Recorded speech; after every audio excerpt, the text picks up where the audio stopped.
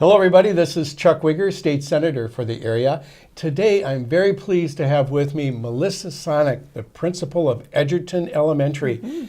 Welcome to our show. Thanks so much for having me. And Edgerton Elementary in Maplewood is a great school, and as the principal, you're the boss, if you will, in terms of overseeing a small community of hundreds of students and staff, and it's a glimpse into our future. And I want to start out by saying there's very few jobs more important than that as the principal, because you're like the motivator, the coach. You inspire, work with the teachers, with all the other staff persons. And so in my work at the Capitol and learning as much as I can about education, and then in going out, experts are always commenting on how important it is, your role as a principal. So whatever school it might be, if Edgerton or throughout America or the world, the role that the principal has. So that said, tell us about your role as a principal in a school. And specifically, we'll talk about Edgerton, but what is the role of the principal?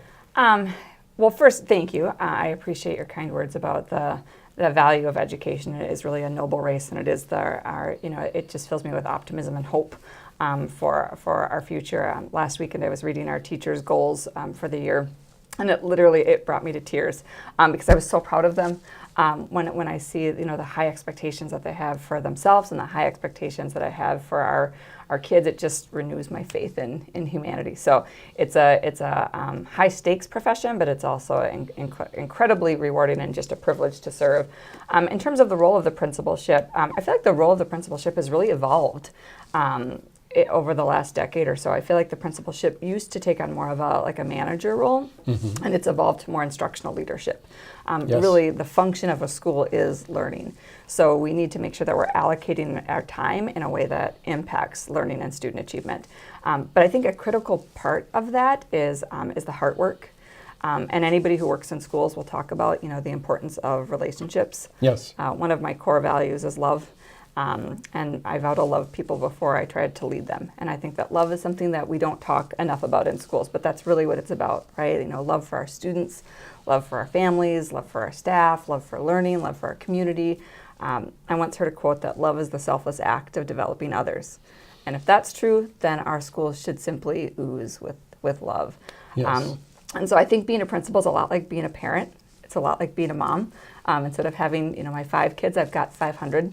And sometimes there's a student standing in front of me, and they've experienced some harm in some way. And I think if that was my child, how would I want it made right for them?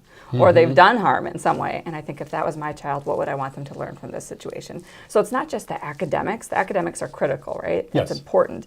But it's the hard work that matters too. I recently read that jobs in the past were about muscle, jobs today are about brain, and jobs in the future are about heart. And so how we equip our kids is not just the academic learning, but it's that social and emotional learning too. And so I think that the relationships are really a critical piece for principals with all your different stakeholders. And I'm sure you can relate to that in your work too. You have lots of different stakeholders.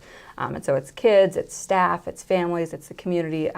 But at the end of the day, the principal's job is to do what's right for kids.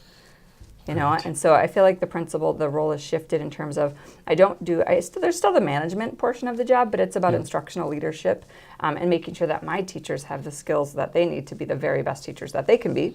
Yes. And so I spend a lot of time with professional development. I love working with adult learners, like our and that's how principals impact kids is through the adults. Yes. Right? So it's making sure that we're constantly learning, and the analogy that I use with my staff sometimes is, if we're learning at the highest rate that we can, 10 years from now, think about who we'll be as educators in terms of meeting the needs of our kids. Yes. So I think the role of the principal, it's a lot about relationships with lots of different stakeholders, but at the end of the day, making sure that you're doing what's right by kids, and then also making sure that you're an instructional leader, being in classrooms, giving teachers feedback, and then also making sure that you're providing high quality professional development so that teachers are successful as well. So as the instructional coach and to help bolster your own credibility, you're a teacher as well. Absolutely. And so most principals started out as teachers. And there's many great teachers out there that may not want to go the track of going into the principalship. But tell us about your path for being a teacher. Yeah. From high school, were you in high school? Were you interested at that point, or? I think I always liked working with kids. I remember being in junior high and volunteering. We had a newcomer center, so it was children who were new to the country, and so I remember helping in there and volunteering. Where was this? That was in Rochester. So I grew up in Rochester, Minnesota. Okay. And so I've always been called to that. But I think part of my my journey, one of my kind of hashtags is always a teacher. Yes. Like I never want to lose touch with what that feels like as a principal, to be on stage all day, every day, when you've got 25 to 30 kids in front of you with lots of different academic needs, social needs, and then there's somebody who needs a Band-Aid and somebody's humming, and you're like, which one of you is humming? So there's lots of energy and things to kind of be responsive to as a teaching. It's not an easy job. It's a hard gig, but one of my mantras is always a teacher. I never want to lose touch with that. Part of my journey. I've spent the bulk of my career in elementary education, and so I taught kindergarten, first grade, third grade. For several years, I was a reading recovery teacher, so I worked with struggling readers. And then I was a literacy specialist, and that was a wonderful job because half of the day I coached teachers, so that's where that instructional leadership And this has been in the East Metro area? Yeah, Maplewood, Carver. Yes, and you were in the Stillwater area too at one point? Correct. And so just continuing to develop in your career. Yeah. I spent 14 years at Carver, so Yes. that was in Maplewood as well, and I have nothing but love for Carver. Yes. It's an amazing school, very, very special place. I learned a lot about instruction and teaching and learning at Carver. And then I was also an adjunct professor at Augsburg College Yes. where I taught reading methods. So literacy was really my passion. Yes. And at one point, an assistant superintendent came to me and said, have you ever thought about being a principal? And I answered wisely, and I said, no, like who would want that job? And he said, no, come and talk to me, And the more that we talked, the more I realized that it's not about letting go of things that you love, it's about bringing them with you. And so I thought that I would have to let go of that instructional coaching, and I thought I would have to let go of my passion for literacy. And he said, no, you don't let go of it, you bring it with you. And so I think that's an important thing for teachers who are aspiring principals is to take those gifts that you have and those talents and the things that you've learned as a teacher and make sure you apply them as a principal and bring them with you. Well, at the state level and nationally, we put a big emphasis, understandably, on literacy. And with your background on literacy and as a coach, let's talk about expectations. How realistic is it for us to have an expectation that students are proficient in literacy by the end of third grade? I think it's important to have high expectations, and I think our jobs as in education is to make sure that all kids leave our schools with the skills that they need to be successful as adults. And I think the data is scary when you look at students who are not proficient in reading. And because we're very transparent about it, and we can go to the website, and we know sometimes it's going to put a great deal of pressure, but it's out of love too, where we want the student to succeed, as you obviously and the teachers do, but tell us about that. Yeah, I think the high expectation should be there. I think we should definitely expect our students to be reading by the end of third grade, but it also has to come with high support. Yes. And we have to make sure we have lots of opportunities. Students don't all come to school with the same skills and backgrounds. And so some students have more life experiences and come to school with more, higher vocabulary and background knowledge than others. And but however students arrive at school, it's our job to meet their needs and make sure that we're teaching them. And so I think the high expectations need to be there, but when I say high support, I also mean that we need to have making sure that we're teaching reading in a way that's effective. We need to teach with a lot of clarity, clear learning targets, a gradual release where we're kind of releasing responsibility to kids, where they have multiple opportunities to access the standards, where they're reading, in whole group and small group. And for some kids that need extra support, that we're providing that extra support with intervention teachers, so they get other scoops. The other thing that I think is critical in reading that we don't talk about enough is writing. Yes. Many well-meaning educators over the years have put the emphasis on reading and math and science because that's what's tested. But what research shows is that there's a strong correlation between writing and reading. And I would argue that we'll never see the results that we want to see in reading unless we effectively teach writing. And so I was in the Minnesota Principals Academy. Yes. There's some funding to support that at the state level. State strongly supports that? Yeah, a phenomenal program. And in that, I did an action learning project around writing and the impact that it has on reading. And what we've seen over, I would say, the last 5 years or so at Edgerton is our MCA scores have gone up by about 6%. MCA being the Minnesota Comprehensive Assessment. Yes, thank you. We use lots of acronyms in education. Okay. But I attribute part of that to the work that we've done in writing. Okay. Because that's what helps kids access reading as well, is that relationship. So absolutely, kids should be reading by the time they leave our schools. Okay. And we have to make sure that we're teaching reading in a way that kids can access it. Reading, writing, whole Okay. group, small group. One issue, not only in our state but nationally, is just on the achievement gap. And tell us about that issue and what's being done. Yeah, so this is something that's really near and dear to my heart because I won't consider myself an effective educator until race no longer predicts achievement. And currently across our country, across our state, Yes. across our school, race does predict achievement. And in Roseville, our mission statement is quality teaching and learning for all. Roseville being the Roseville School District. Roseville area schools, yes. It's quality teaching and learning for all, Yes. equity in all we do. Yes. And so And I would say the spirit of that is captured in most of our school districts, Yeah. or it should be. And so, yeah. but you bring it to the building level, obviously. Yeah, and I've never, when I think about schools historically, across decades, I've seen the timeline of oppression and the impact of systemic racism. And our schools were designed in ways that advantage some and disadvantage others. And so we're really trying to undo a history there's not a magic bullet. It's not an easy fix. It's about, we need to make sure that we're teaching in ways that are culturally responsive so all kids can access the content. And it's also about mindset too. It's not just about how we teach, it's about what we believe. We've done a lot of work around implicit bias.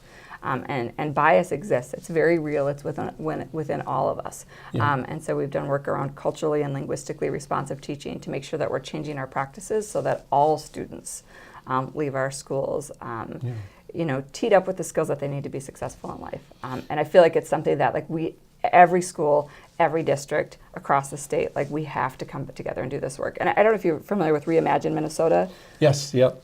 The superintendents are doing some great work around that, around how do we meet the needs of our kids and make sure that all of our schools in Minnesota are the schools that our kids, need and deserve. Yeah. Well, we'd like to share a couple of the points about Edgerton Yes. that you have on this great card here. So Edgerton is a very diverse school community. We see our diversity as a strength. About 80% of our students are students of color.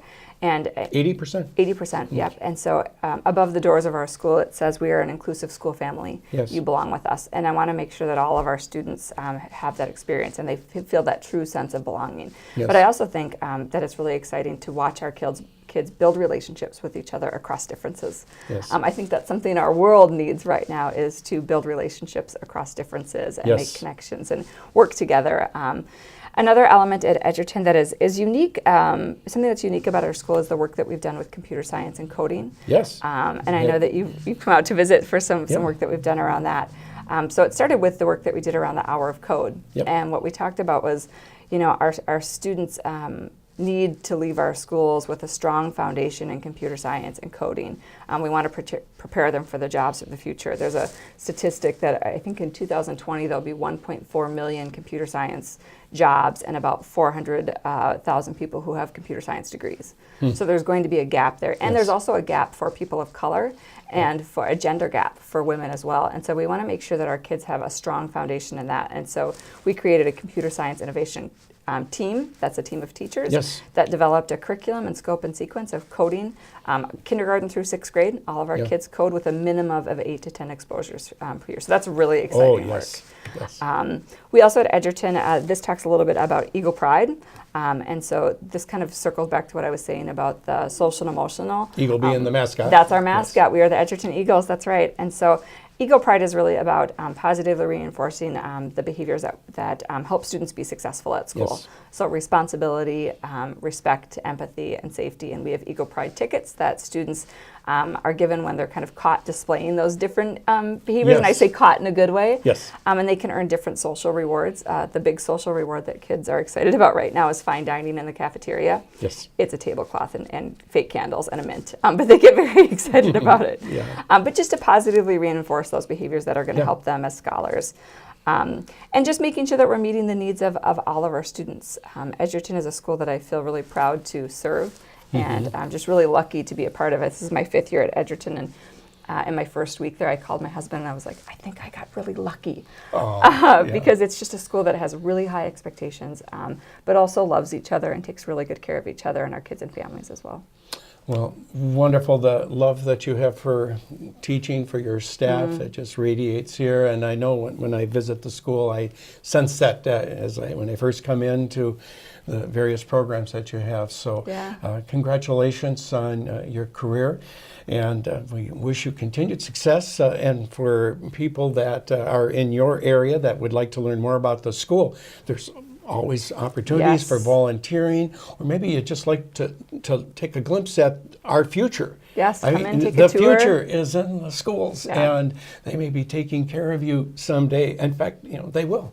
And so, I always find that so exciting, when I see students, because whether it's my grandkids or whatever, it's the future. And so you would do a invite if people want to stop by? Yes, absolutely, anytime. And thank you for your engagement and interest in our schools.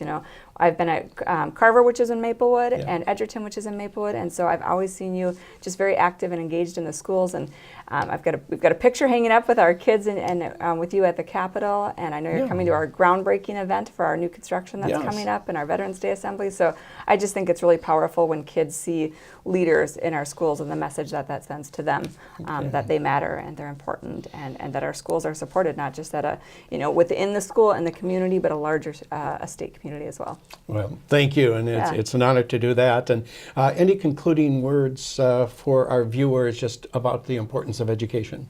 Yeah, I think it's critical that communities are working together to support our kids. As you talked about, it really is the future, and there's that old saying that it takes a village, and that's really true. And I think where kids can, creating a community where kids can thrive takes all of us. Right? It takes it takes schools, it takes parents, it takes community members. So anything that we can do to wrap our arms around kids and help them be successful socially and academically, and inspire them to really reach their potential, I think is really important. So we always welcome community engagement and involvement in the Roseville area schools. Thank you very much, Melissa Sonnek, principal, always a teacher. For inspiring so many people today and in the generations ahead. Yeah, thanks so much. Thanks for having me. Thanks. Support education. Students are our future.